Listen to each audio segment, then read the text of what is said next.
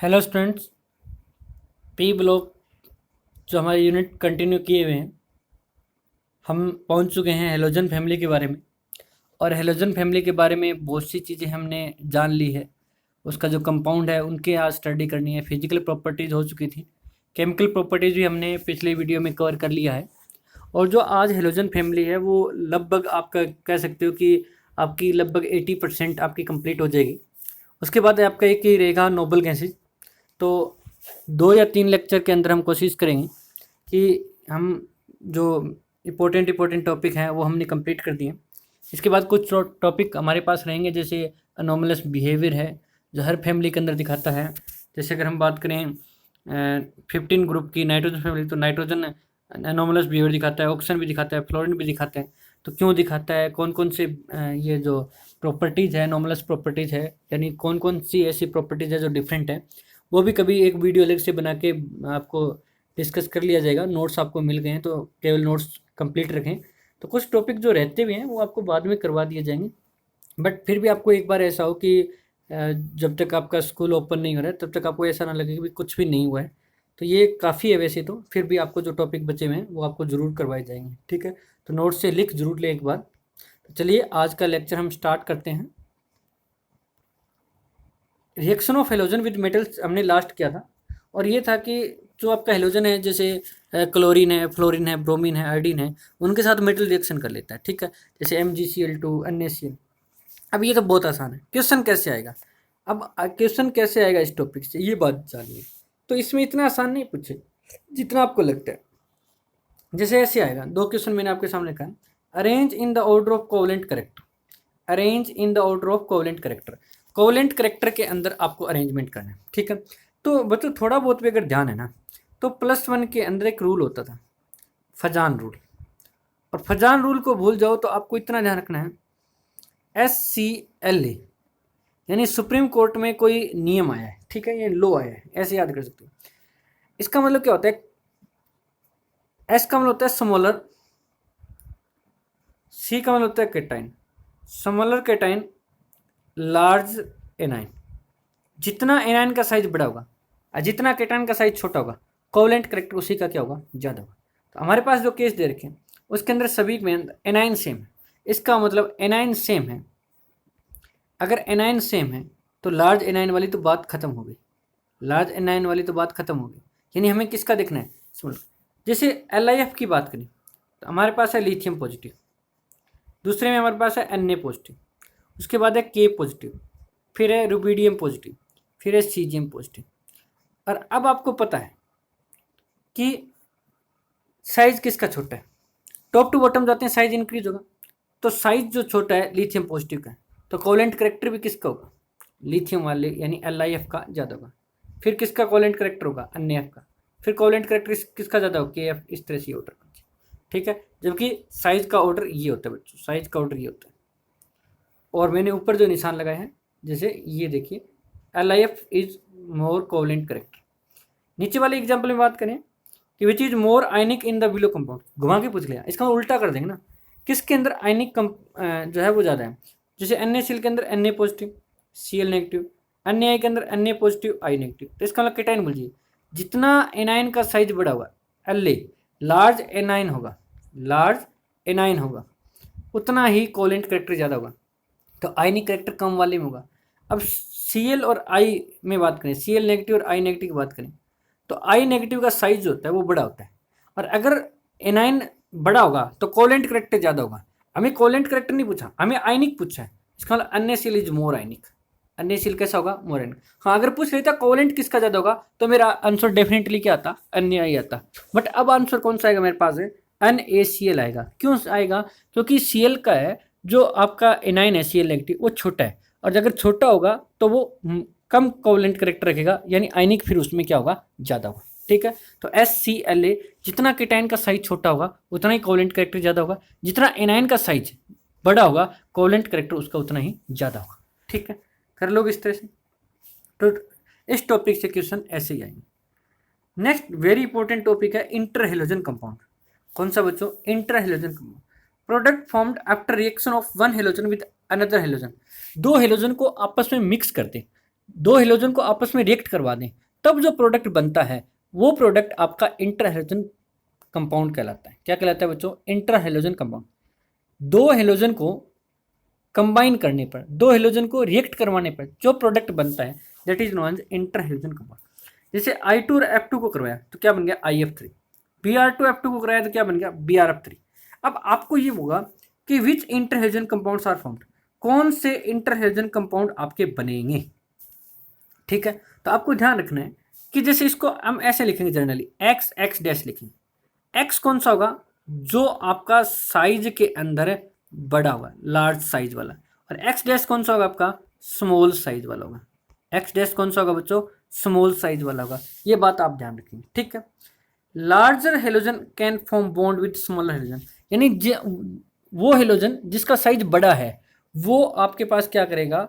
कम size वाले halogen के साथ बॉन्ड बनाएगा। F2 किसी के साथ नहीं बनाएगा। ठीक है, जैसे मैं आपको एक और तरीका बताता हूँ। जैसे फ्लोरीन, क्लोरीन, ब्रोमीन, आयोडीन है। अब आयोडीन किसके साथ बना सकता है? ब्रोमीन के साथ बना सकता है। आयोडीन किसके साथ बना सकता है? क्लोरीन के साथ बना सकता है। आयोडीन किसके साथ बना सकता है? फ्लोरीन के साथ बना सकता है। ठीक है बच्चों, अब देखिए आपके पास कौन कौन से बना सकते हैं। उससे पहले मैं आपको ऑक्सीडेशन स्टेट क्लियर करवाता हूँ बच्चों। क्या करवाते हैं हम? Oxidation state. देखिए हमने देखा कि इनके जो इलेक्ट्रॉनिक कॉन्फ़िगरेशन है वो आपकी NH2NP5 है। फ्लोरीन को छोड़ दिया जाए तो आपको पता है ये S है, फिर P है। फ्लोरीन के अंदर ऐसा नहीं होगा, बाकी सभी के अंदर D भी है। सभी के अंदर क्या है बच्चों? D भी है। और D के अंदर कितने होते हैं? 5 होते हैं, S, P और D। S के अंदर 2, P के अंदर कितने लगाने बच्चों? 5 लगाने। ठीक है, ये 5 है। अब अनपेड इलेक्ट्रॉन कितना है? 1 है, तो ये +1 ऑक्सीडेशन स्टेट शो कर सकता है। ठीक है, जबकि फ्लोरीन +1 भी नहीं कर सकता। क्यों नहीं कर सकता? क्योंकि मैंने कल वाले लेक्चर के अंदर बताया है, highest electronegative element, highest electron negative element कौन है? फ्लोरीन। अगर फ्लोरीन से ज़्यादा कोई इलेक्ट्रोनेगेटिव एलिमेंट है ही नहीं, फ्लोरीन से कोई इलेक्ट्रॉन खींचने वाला है ही नहीं, फ्लोरीन से इलेक्ट्रॉन को लेके जाने वाला कोई है ही नहीं, इसका मतलब फ्लोरीन पे पॉजिटिव चार्ज नहीं आ सकता। तो वो केवल -1 ऑक्सीडेशन स्टेट और 0 ऑक्सीडेशन स्टेट दिखाता है। ये मैंने रिएक्शन विद ऑक्सीजन में आपको बताया कि फ्लोरीन केवल और केवल -1 और 0 ऑक्सीडेशन स्टेट शो करेगा, वो +1 भी नहीं करेगा। हालांकि उसके पास एक अनपेड इलेक्ट्रॉन है, क्योंकि वो आपकी पूरे पीरियोडिक टेबल के अंदर हाईएस्ट इलेक्ट्रोनेगेटिव एलिमेंट है। तो एक तो +1 ऑक्सीडेशन स्टेट होगा। फिर क्या होगा कि आपका ये वाला जो है, ये इलेक्ट्रॉन जो है वो यहाँ से हम जंप करवा देंगे इसके अंदर। अनपेड इलेक्ट्रॉन कितने हो गए बच्चों? अनपेड इलेक्ट्रॉन हो गए 3। तो अब जो ऑक्सीडेशन स्टेट है वो कितनी हो जाएगी इसकी? +3। ये वाला इलेक्ट्रॉन भी यहाँ से निकाल कर मैं यहाँ जंप करा दूँ तो कितने हो गए? +5। ये वाला इलेक्ट्रॉन यहाँ से निकाल के जंप करा दूँ तो कितने हो गए? +7। तो इसलिए जो आपका फ्लोरीन, क्लोरीन, ब्रोमीन, आयोडीन है। आयोडीन ब्रोमीन के साथ, आयोडीन क्लोरीन के साथ, आयोडीन फ्लोरीन के साथ, जैसे IF बना सकता है, IF3 बना सकता है, IF5 बना सकता है और IF7 भी बना सकता है। इसी प्रकार ICl बना सकता है, ICl3 बना सकता है, ICl5 बना सकता है और ICl7 बना सकता है। पता चला ऐसा क्यों बना सकते हैं? क्योंकि वो +1, +3, +5 और +7 ऑक्सीडेशन स्टेट की वजह से बना सकता है।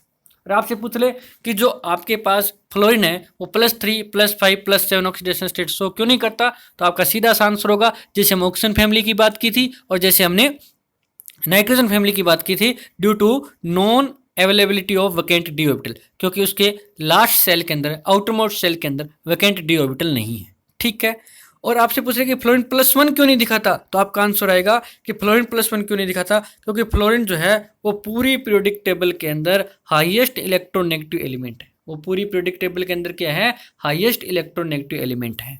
ठीक है, तो ऊपर वाले के साथ बनाएगा, तो फ्लोरीन से ऊपर तो कोई है नहीं, छोटे साइज बना। ठीक है, अब चलिए हम बात एक और कर लेते हैं, जैसे फ्लोरीन, क्लोरीन, ब्रोमीन और आयोडीन।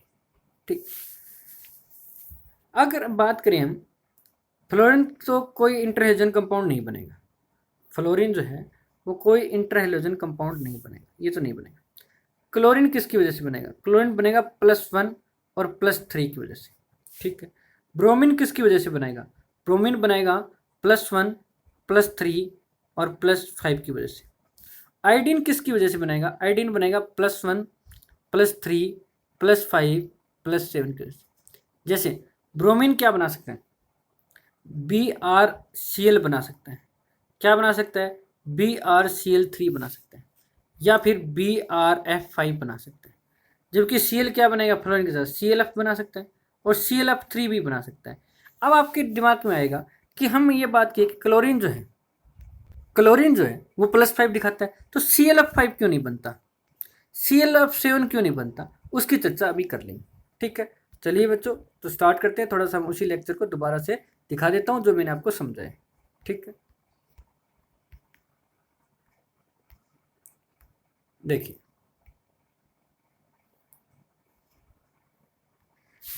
इसके अंदर दो ही कंपाउंड बने। कौन कौन से बने? एक तो +1 वाला बना है और एक कौन सा बना है? +3। याद रखने में आसानी होगी, एक एक बढ़ाता जाना है। जो कि BrF3 BrF5 BrCl BrCl3 BrCl5, यानी ये कितने बना सकते हैं? +1 +3 और +5 वाला बना सकते हैं। जबकि ये जो नीचे वाले हैं वो +1 की वजह से भी बनाएंगे, +3 की वजह से भी बनाएंगे, +5 की वजह से भी बनाएंगे, +7। अब फ्लोरीन, क्लोरीन, ब्रोमीन, आयोडीन, और ये मैंने बता दिया कि वो छोटे वाले के साथ जुड़े, तो आयोडीन ब्रोमीन के साथ भी बनाएगा, आयोडीन क्लोरीन के साथ भी बनाएगा, आयोडीन फ्लोरीन के साथ भी बनेगा। जबकि ब्रोमीन केवल क्लोरीन और फ्लोरीन के साथ बनेगा। देख लो, केवल फ्लोरीन और क्लोरीन के साथ, केवल 3-3। जबकि क्लोरीन फ्लोरीन के साथ बनेगा +1 और +3 से दो ही बनेगा, और कोई है नहीं। समझ में? सब याद हो जाएंगे। तो आपसे पूछ ले कौन सा सही है कौन सा गलत, तो आंसर दे पाओगे ना। जैसे मैं ये कहूँ, क्या ऐसा बनेगा? ClBr3 बनेगा? क्यों नहीं बनेगा? क्योंकि क्लोरीन का साइज छोटा है, ब्रोमीन का साइज बड़ा है। क्लोरीन का जो साइज है उसके चारों ओर 3 है, ब्रोमीन इस तरह से अटैच्ड सराउंडेड नहीं आ सकते। यही कारण ये होता है कि जैसे आपका ClF5 क्यों नहीं बना? क्योंकि जो आपका क्लोरीन का साइज है, उस क्लोरीन के साइज के चारों ओर 5 फ्लोरीन तो आ सकते हैं, 5 फ्लोरीन तो उसके सराउंडेड आ सकते हैं, बट क्लोरीन का साइज इतना भी बड़ा नहीं है कि, सॉरी 3 आ सकते हैं, 5 नहीं आ सकते। सॉरी, ClF3 ClF5 तो बनते नहीं, यानी क्लोरीन का साइज इतना ही बड़ा है कि उसके चारों ओर 3 फ्लोरीन तो आ सकते हैं, बट 5 फ्लोरीन नहीं आ सकते, ना 7 फ्लोरीन आ सकते, इसलिए ClF7 एग्जिस्ट नहीं करते। पर ब्रोमीन का साइज बड़ा है तो वो 5 तक बना लेगा, आयोडीन का साइज और बड़ा है तो वो 7 तक बना लेगा। ठीक है, छोटे वाले के साथ बनाएगा। तो दो प्रकार के क्वेश्चन हो गए, एक तो कि ClF5 जो है वो एग्जिस्ट क्यों नहीं करता, ये पता चल गया, इसका आंसर दे दोगे। दूसरा, ऐसा नहीं हो सकता कि आपके पास ClBr2 नहीं क्यों नहीं बन सकता, हमेशा ही ये बड़ा साइज वाला हो, ये छोटे साइज वाला। ठीक है, और तरीका बताया पूरी टेबल याद करने के लिए। फ्लोरीन से कोई छोटा है नहीं तो नहीं बनेगा, और ये पहले बनेगा 2 की ऑक्सीडेशन स्टेट +1 +3, फिर बनेगा +1 +3 +5 की वजह से, और लास्ट बनेगा +1 +3 +5 +7 की वजह से। सबसे ज़्यादा आपके पास आयोडीन ही बनाता है। ठीक है, वैसे कई बुक में देखो तो IBr7 भी एग्जिस्ट नहीं करता हुआ मिलेगा, NCERT में ऐसा लिखा हुआ आपके पास मिल सकता है कि जो आपके IBr7 है वो एग्जिस्ट नहीं कर सकता, IF7 अकेला ही मिलेगा आपको। NCERT में अकेला ही क्या मिलेगा बच्चों?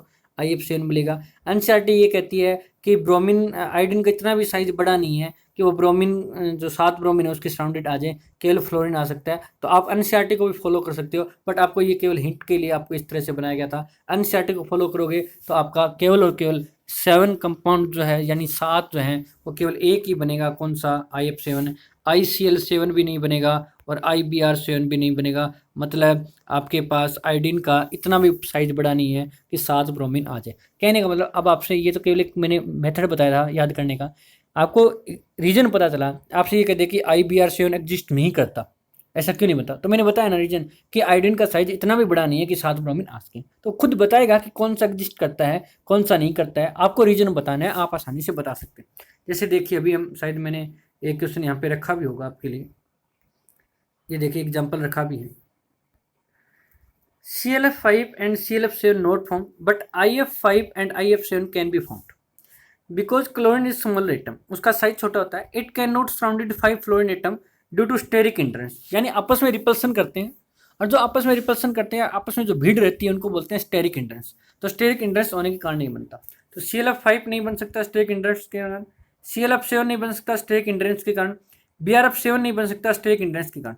Where as iodine is large in size, जबकि आयोडीन जो है वो लार्ज इन साइज होता है, so IF5 and IF7 can be formed easily. तो आपके पास क्या होते हैं, आयोडीन के सराउंडेड 7 फ्लोरीन और 5 फ्लोरीन एटम आ जाते हैं और उनके बीच में कोई स्टेरिक हिंड्रेंस नहीं होता, उनके बीच में कोई स्टेरिक हिंड्रेंस नहीं होता, इसीलिए आपके पास है वो IF5 और IF7 एग्जिस्ट करते हैं, जबकि CL5 और ClF7 एग्जिस्ट नहीं करते। ठीक है बच्चों। नेक्स्ट अगर हम बात करें क्लोरीन की, तो क्लोरीन के सिलेबस में क्या क्या है, क्लोरीन की प्रिपरेशन है, प्रॉपर्टीज है क्लोरीन की, reaction of chlorine with metal है, reaction of chlorine with non metal है, क्लोरीन विद NH3 है, क्लोरीन विद NaOH है, ब्लीचिंग एक्शन ऑफ क्लोरीन है, और ऑक्सो एसिड ऑफ हेलोजन है। आपको दिख रहा होगा बहुत बड़ा है, बट 2 मिनट का ही काम है, क्योंकि दो रिएक्शन है सभी के अंदर, कोई ज़्यादा नहीं है। जो क्लोरीन को प्रिपरेशन किया जाता है उस मेथड को बोलते हैं हम डेकन प्रोसेस। क्या बोलते हैं बच्चों? डेकन प्रोसेस। इसमें थोड़ी सी मिस्टेक होगी यहाँ पे, चलो मैं बता देता हूँ, आप ठीक कर लेना रिएक्शन, ये कौन कौन सी मिस्टेक है बता दें। अब देखिए मैंने आपको बताया कि HCl क्या देगा आपको, H पॉजिटिव Cl नेगेटिव देगा। इसके अंदर K1 के अंदर K पॉजिटिव भी है, Mn पॉजिटिव भी है, और आपका ऑक्सीजन नेगेटिव भी है। तो जो K पॉजिटिव Cl नेगेटिव आपस में रिएक्शन करेंगे क्या बना लेगा, KCl बना लेगा। क्या बना लेगा? KCl। तो मैं यहाँ लिख देता हूँ, लिखा हुआ नहीं है यहाँ पे, मिस्टेक है, KCl बन जाएगा। ठीक है। क्लोरीन गैस तो ऑटोमेटिक लिबरेट होगी। एक मैग्नीज का क्लोरीन के साथ कौन सा बन जाएगा, MnCl2 बन जाएगा, और हाइड्रोजन ऑक्सीजन मिलकर क्या बना लेंगे बच्चों, H2O बना लेंगे। हाइड्रोजन ऑक्सीजन मिलकर क्या बना लेंगे, H2। तो ऊपर वाली रिएक्शन आपकी क्या हो जाएगी, कंप्लीट हो जाएगी। ठीक है। तो ऊपर वाली रिएक्शन को कंप्लीट करने के लिए केवल आपको यहाँ पे क्या लिखना है, KCl लिखना है। ठीक है। नेक्स्ट है NaCl KMnO4 H2SO4 के आपस में रिएक्शन करें, Cl2 हो जाएगा, MnCl2 हो जाएगा, H2 हो जाएगा। यहाँ तक तो ठीक है। K पॉजिटिव Cl नेगेटिव, इसमें भी KCl आएगा, इसमें भी KCl है। अब आपके पास और क्या बच गया, Na पॉजिटिव बच गया, SO4 नेगेटिव बच गया, है ना। तो ये क्या बनेगा आपका, Na2SO4 बनेगा। क्या बनेगा बच्चों, Na2SO4। ठीक है। HCl और Mn2 की बात करें तो Cl2 निकल जाएगा, मैग्नीज MnCl2 बन जाएगा, इसमें KCl नहीं आएगा। देखो यहाँ गलती होगी ना, यहाँ KCl नहीं आएगा। कर लो ये तीनों रिएक्शन ठीक। तो इस तरह से इसमें तीनों रिएक्शन में गड़बड़ है, ये तीनों रिएक्शन आप क्या करोगे, ठीक करोगे। आपको पॉजिटिव नेगेटिव से आपको हिंट मिलेगी, रट्टा नहीं लगाना है। जैसे मैं आपको सेकंड फिर समझा देता हूँ। जैसे मेरे पास Na पॉजिटिव है, जैसे Cl नेगेटिव है, K पॉजिटिव है, Mn7 2 पॉजिटिव में रिड्यूस हो जाएगी वैसे तो, और आपका ऑक्सीजन नेगेटिव है, H पॉजिटिव है, और SO4 2 नेगेटिव है। तो बताओ आपका NaSO4 बनेगा कि नहीं बनेगा। क्लोरीन की प्रिपरेशन कर रहे हैं वो बन जाएगा। ठीक है। KCl बन जाएगा जो इसमें नहीं लिखा हुआ है, MnCl2 बन जाएगा, हाइड्रोजन ऑक्सीजन मिलकर क्या बनाएंगे, वाटर बनाएंगे। थोड़ा सा आप इसको करोगे तो याद हो जाएंगे। लगभग बच्चे इनऑर्गेनिक में रट्टा लगाते हैं, तो थोड़ा सा अगर सही तरीके से किया जाए इनको तो याद हो जाता है, ज़्यादा मुश्किल नहीं रहती। ठीक है। ये है डेकन प्रोसेस, ये आपको याद करना है। ठीक है। ये आसान है वैसे। इसमें क्या होता है कि HCl की रिएक्शन कराते हैं ऑक्सीजन के साथ क्यूप्रस क्लोराइड की प्रेजेंस में, यानी COCl2 की प्रेजेंस में। तो क्या होता है आपके पास, हाइड्रोजन ऑक्सीजन मिलकर क्या बनेंगे, H2। क्या बच गया, Cl अकेला एग्जिस्ट करता नहीं, क्या लिख दूंगा, Cl2। This is the Deccan process. यही इंपॉर्टेंट है और यही आसान है, कोई दिक्कत, आसान है ना, कर लो इस तरह से। तो यही आपको करना है। ठीक है। हाइड्रोजन ऑक्सीजन मिलकर H2Cl2, बस एक प्रेजेंस याद कर लेना, CuCl2। यानी HCl की ऑक्सीजन के साथ रिएक्शन करा के जब क्लोरीन का प्रिपरेशन किया जाता है तो वो क्या कहलाता है, डेकन प्रोसेस। तो बच्चों क्लोरीन की प्रिपरेशन हो गई कंप्लीट। अब हम बढ़ते हैं reaction of chlorine with metal. क्या याद करवाने की जरूरत है क्या, Cl2 प्लस Na की रिएक्शन करेंगे NaCl, क्लोरीन की मैग्नीशियम के साथ करेंगे MgCl2, क्लोरीन के एल्यूमिनियम के साथ करेंगे तो AlCl3। पहले भी करवा दिया ना, पिछले लेक्चर में भी करवाया, आज वाले लेक्चर में भी तो करवाया ना। स्टार्टिंग में यही तो था कि हेलोजन की रिएक्शन मेटल के साथ, तो क्लोरीन हेलोजन में नहीं आता क्या, तो फिर यहाँ पे कोई दिक्कत ही नहीं होनी चाहिए। अब दिक्कत है यहाँ पे क्लोरीन विद नॉन मेटल। अब भी आपको रटना नहीं है, ध्यान से देखिए। अगर क्लोरीन को थोड़ा बड़ा करके आपको मैं दिखाता हूँ, ये देखिए,